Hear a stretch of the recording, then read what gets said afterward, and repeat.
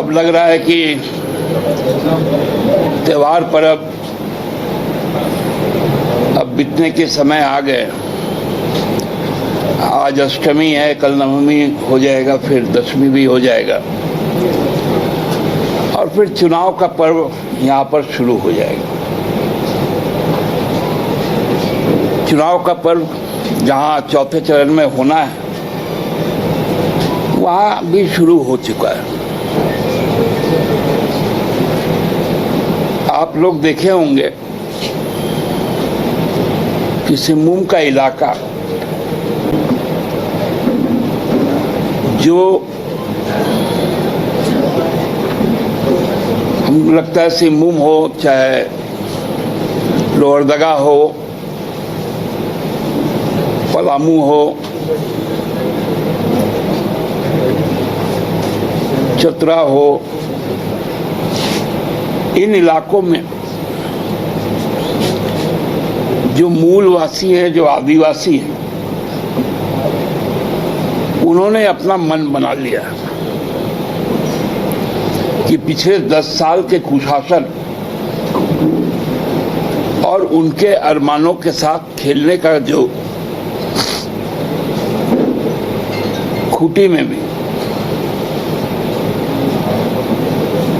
जो प्रयास किया गया है उससे लोग कितने व्यथित है और क्रोधित है।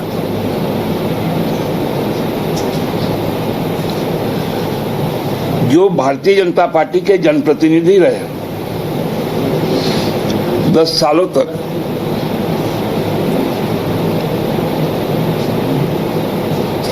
उनका जो व्यवहार रहा अपने क्षेत्र के लोगों के प्रति, उनके मुद्दों के लिए, वो उनको निराश किया और इसलिए एक सहज प्रतिशोध आक्रोश के तौर पे निकल के आ रहा है। जो भाषा बोली जा रही है, खासकर भारतीय जनता पार्टी के शीर्ष नेतृत्व के द्वारा, हम लोगों ने सुना राजस्थान के मुख्यमंत्री का भाषण, जिसमें नाराज जो लोग हैं वो लोग उनसे जब सवाल करने लगे और जब वो जवाब नहीं दे पा रहे थे, भजन लाल शर्मा जी, तो लोग उठकर जाने लगे। तो उन्होंने भरे मंच से कहा, महादेव का सौगंध, अगर हिंदू हो तो यहीं बैठ जाओ। अब क्लियर कट आ गया। अब भारतीय जनता पार्टी के पास सांप्रदायिक मुद्दा छोड़कर और कोई बातें नहीं लगी। लोग भ्रष्टाचार पर सवाल पूछते हैं। अब तो जब घोषणा पत्र जारी होता है तो 400 पार कोई नहीं कहता। जो बातें सामने आ रही है, जो सर्वेक्षण सामने आ रहे हैं, वो बता रहा है कि एनडीए की विजय तय है, राज्य दर राज्य।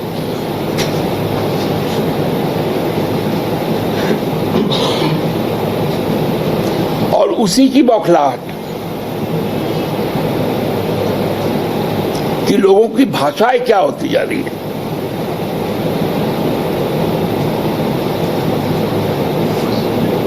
यहाँ के प्रदेश अध्यक्ष डर गए हैं, सहम गए हैं अपनी संभावित हार को लेकर।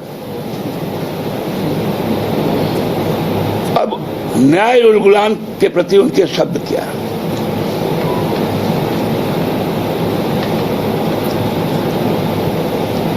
अपने घोषणा पत्र में वो रोजगार पे नहीं बोलते। 36 में ओलंपिक होस्ट करेंगे, 36वें ओलंपिक होस्ट करना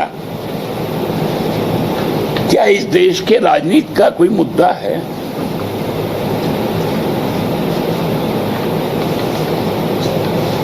ओलंपिक होस्ट करना यदि चुनाव का मुद्दा होगा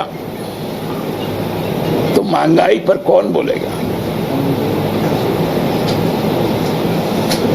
शिक्षा व्यवस्था पर कौन बोलेगा?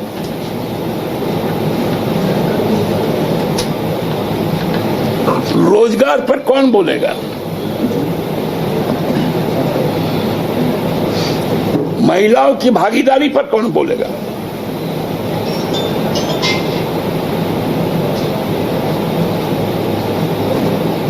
दिशाहीन करके लोगों को धर्म के नाम पर अब बांटने का काम शुरू हो गया।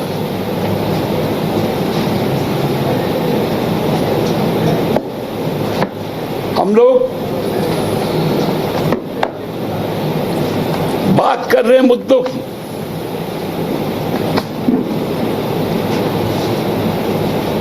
और ये बात कर रहे हैं धर्म की।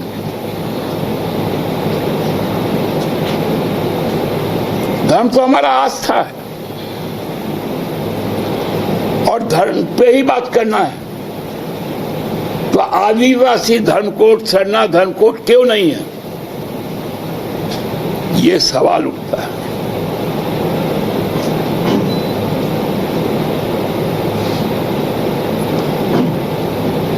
डराने का काम हो रहा है यूसीसी का।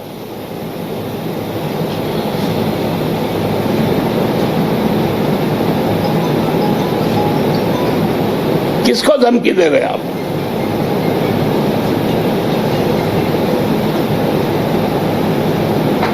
तो हमको लगता है कि हमारी जो रैली होने जा रही है, इस रैली में भी आपको बहुत सारे लोग जो देश के बारे में सोच रखते हैं, खड़गे साहब, राहुल जी, शरद पवार जी,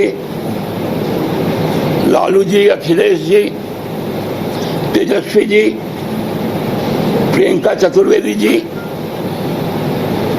सीताराम येचुरी साहब, कॉमरेड दीपांकर भट्टाचार्य, डी राजा, फारूक अब्दुल्ला साहब, ये सभी आ रहे हैं।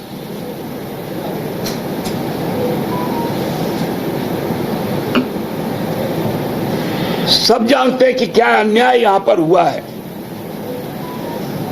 हमारे नेता हेमंत सोरेन जी के साथ।